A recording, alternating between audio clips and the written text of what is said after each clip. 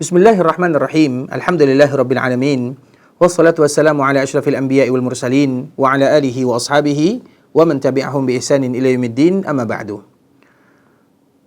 Pada kesempatan kali ini kita akan berbicara tentang rukun Islam yang pertama, yaitu syahadah alla ilaha illallah wa anna Muhammadar Rasulullah, yang mana Islam berdiri di atasnya.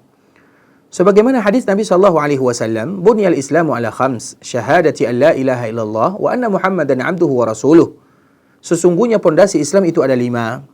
Yang pertama adalah syahadah bahwa tiada ilah, kesaksian tiada ilah yang berhak disembah kecuali Allah, dan Muhammad sallallahu alaihi wasallam adalah hamba dan utusan Allah azza wajalla.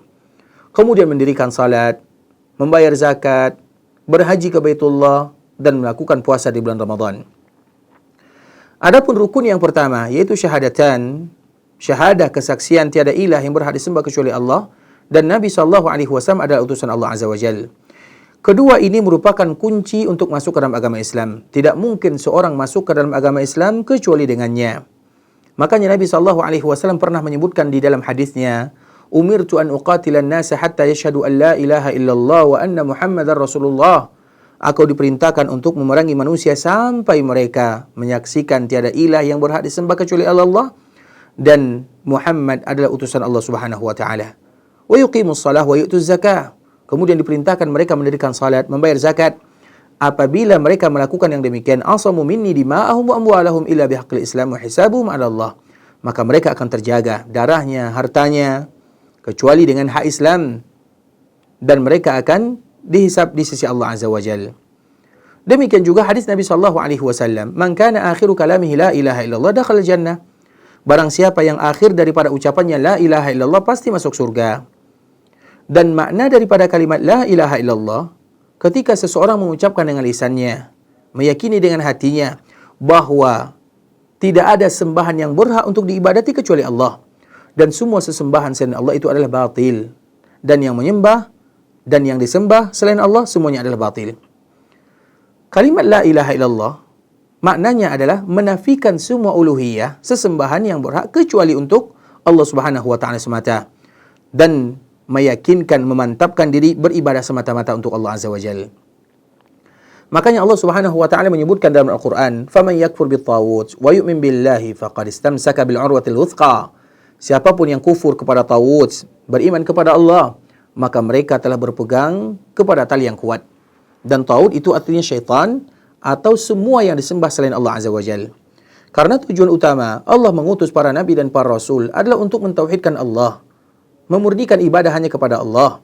Allah Subhanahu wa taala menyebutkan, "Wa laqad ba'atsna fi kulli ummatin rasulan an i'budullaha wajtanibut taghut." Dan kami mengutus setiap umat itu ada nabi dan rasulnya. Tugas mereka adalah untuk mengajak manusia beribadah kepada Allah dan untuk menjauhi peribadatan selain Allah Subhanahu wa taala. Kemudian, adapun syahadah tiada ilah atau tiada nabi melainkan Rasul kita yang mulia Muhammad sallallahu alaihi wasallam, atau kita bersaksi bahwa nabi adalah utusan Allah, bahwa nabi adalah hamba Allah. Maknanya bahwa Nabi Muhammad sallallahu alaihi wasallam hamba Allah Subhanahu wa taala. Allah mengutus Nabi sallallahu alaihi wasallam untuk menyampaikan agama, memberikan hidayah kepada manusia.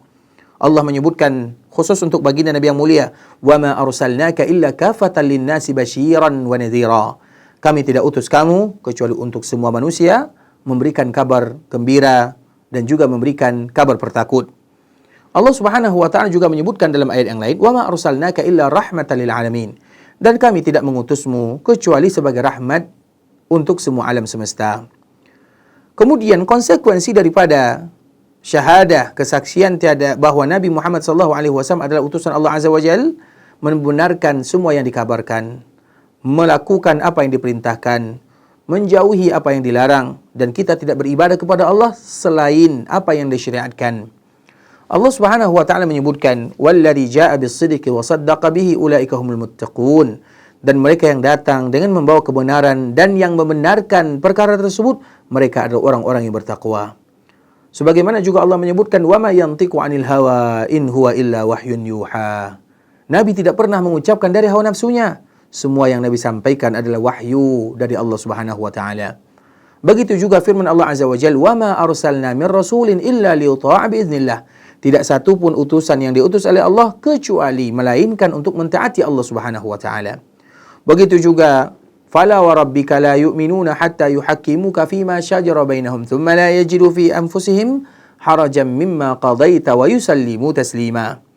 Tidak demi Allah, tidak beriman dan sempurna keimanan salah seorang di antara kalian sampai mereka menjadikan Nabi sebagai undang-undang dalam kehidupan yang memberikan keputusan terhadap segala perkara yang mereka hadapi.